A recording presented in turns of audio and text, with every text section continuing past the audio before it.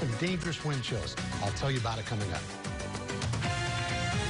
Coming up on KX News at 6, the state health department says it's now monitoring potential cases of coronavirus. We'll tell you just how many. And pursuing a dream in the face of adversity. Plus, the world of credit scores is confusing. We've got some tips to help you better understand. Putting North Dakota first. KX News at 6 starts now. Good evening, I'm Nicholas Quall. And I'm Lauren Culver. Thanks for watching KX News. Tonight, the North Dakota Department of Health says 3 people in our state are being monitored for the coronavirus. The 3 recently returned from China. They are being actively monitored for symptoms and are voluntarily staying away from people other than immediate family members. The DOH says the situation is being watched very closely.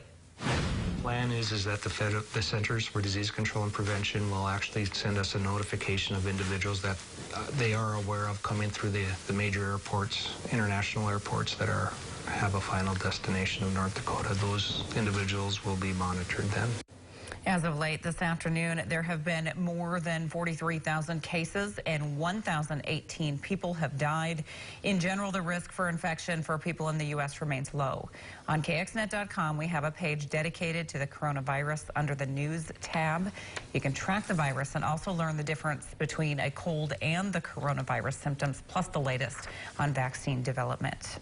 Handshakes, hugs, and donuts. All things Democratic presidential candidates were handing out as primary voters were heading to the polls. Skylar Henry reports from New Hampshire. Voters went to the polls to cast their ballots in the first presidential primary of 2020.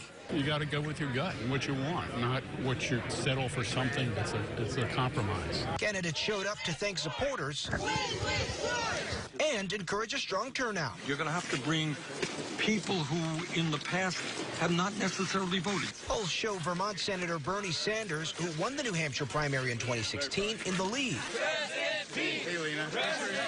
Followed by former South Bend, Indiana Mayor Pete Buttigieg. What makes him stand out to you all? For me, it's his values, his calm demeanor. Minnesota Senator Amy Klobuchar has surged in the last few days. She is now placing 3rd in some polls by appealing to New Hampshire's many independents. I feel like she could work with both sides and kind of reunite our country. Joe Biden made his pitch to the state's moderates, but now says he's only mildly hopeful about his chances here. He announced today he's not sticking around for the results. Instead, the former vice president is going to South Carolina and then on to Nevada. The rest of the nation is out there. There's an awful lot of electoral votes to be had. The last time New Hampshire voters picked the eventual Democratic presidential nominee was in 2004. Skylar Henry, CBS News, Bedford, New Hampshire. Meanwhile, North Dakota senators have had a chance to look at President Trump's budget proposal for 2021, and they both see room for improvement, specifically cuts to spending in agriculture and defense. Senator John Hoeven says he doesn't agree with, quote, the proposed reduction in funding for our nation's intelligence gathering missions, end quote. Senator Kevin Cramer says those cuts would take assets out of the hands of North Dakota's airmen and hurt America's national security. President Trump also proposed an 8% cut to the Ag Department. Senator Cramer said in a statement, quote, our producers have struggled enough with extreme weather and unfair retaliatory actions amid trade disputes, end quote. Senator Hoeven says, quote, farm country is still facing difficult times, adding that he'll work to make sure the Senate's budget proposal does enough for farmers. Tax season is upon us, and Minot State University wants to help take away some of the stress. The university is offering tax assistance through the Volunteer Income Tax Assistance Program, or VITA. The program will be offered every Tuesday and Thursday, 4 to 7:30 p.m. until April 7th. Services are available and free for any age group earning less than $55,000 a year. All tax prep will be done by fully trained accounting students. Students get to practice what they learn in the classroom, which is great for them. But students really enjoy doing this. They love to be able to help people, and they love the appreciation that the community really shows to them. And if you'd like to schedule an appointment, we'll have a link up on our website, kxnet.com. No matter your age or if you're planning to make a big purchase, your credit score is important. When it comes to buying most things, the magic number for credit scores is 620, but you want to be over 700. Being in the 800s is considered excellent. Getting a secure credit card could help increase your credit score by 30%. We spoke with a credit expert who tells us the best way to get your credit back up. So what I always say is sit down with somebody, look at your bank statements, 60 days back, find out where you can cut out some expenses that you're paying on, and take that money and put it to those credit cards over the next 2-3 months. And that's how you'll get your credit back up. Lang says if your credit score isn't great, don't worry. He says he had a client whose score went up by 120 points in just 1 month. Well, last month we told you about the closing of a recycling center in Minot. The ripples from that decision are being felt 70 miles to the northwest of the Magic City.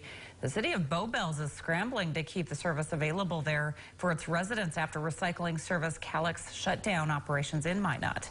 Right now, it seems the next best and only option is over 100 miles away in Williston. Bowbells residents were paying 50 cents a month for recycling with Calix. That money was used to pay for gas to get to Minot and back. But now with a further distance to go, that price would go up. We spoke to one person who says she's willing to pay the extra. I certainly think that there is a price that would be worthy of doing that.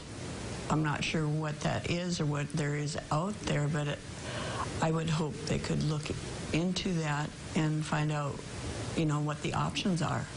City council members will discuss next steps at the upcoming council meeting.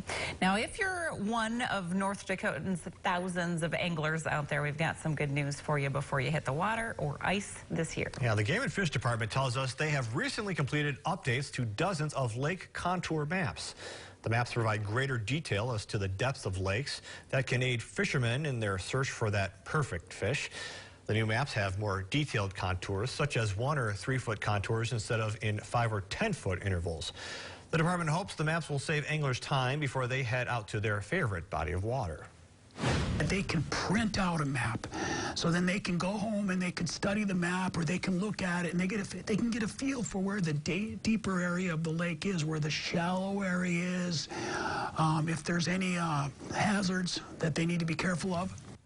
Weigel adds of North Dakota's 400 bodies of water, they've got more than 200 maps, so they still have some work to do. And coming up tonight on KX News at 10, you're going to meet one of the several women nominated to be our next star remarkable woman. Her story tonight at 10. But coming up next on KX News at 6, despite some setbacks, one woman is not giving up on her dream. And later, why one man is asking you to give generously later this week. Plus, taking a live look outside, much colder weather is right around the corner. A much colder Tom Schrader will have the details. You're watching KX News at 6 with Lauren Kalber, Nicholas Kwolek, weather with meteorologist Dave Holder, and sports with Joey Lamar. KX News at 6, putting North Dakota